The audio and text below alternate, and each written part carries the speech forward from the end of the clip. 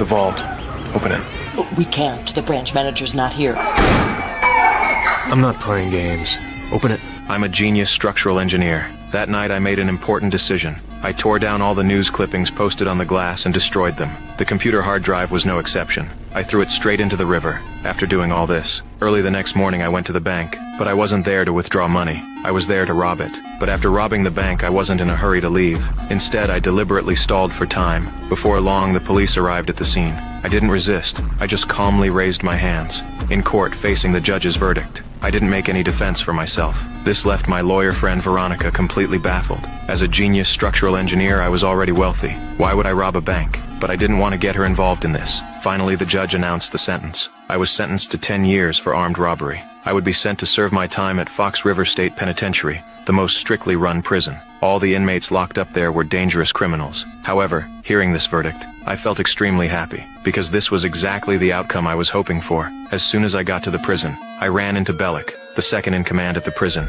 In this prison, the guards had absolute authority like gods. Bellick warned me not to try and cause trouble. I quietly observed everything happening in the prison. The atmosphere of violent crime permeated the entire prison, even with guards escorting them. The inmates' lives still weren't guaranteed. The chaotic environment in the prison was even more dangerous than I had anticipated. However, to complete my plan, I had no choice but to face it. Early the next morning, my cellmate Sukra took advantage of yard time to fill me in on the prison situation. There were many gangs here. The blacks and whites never got along. The blacks controlled the basketball court, while the whites dominated the gym equipment. He also reminded me, never mess with the guards. None of us are good guys. Compared to the prison inmates, the guards just had an extra badge. The man holding the cat was Cooper, the big-time thief who robbed $1.5 million 30 years ago. But my attention wasn't on this. I looked toward the positions of those fire hydrants in the prison. This was the information I needed for my plan. I crouched down and tossed a magazine into the drain. I needed to confirm whether these underground pipes were connected.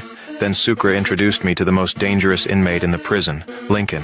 He had recently assassinated the vice president's brother. He was scheduled to be executed by electric chair in a month.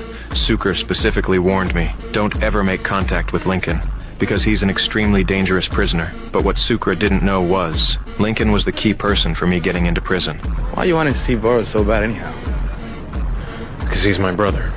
We were abandoned by our parents since childhood. The two of us depended on each other. My brother took on our father's responsibilities. The living expenses at home and even my tuition throughout the years were all provided by my brother Lincoln. I firmly believed my brother had been framed. The main purpose of getting into prison was to break my brother Lincoln out. So before this, I had made thorough preparations. I had investigated everyone in the prison inside and out in advance. The plan officially began.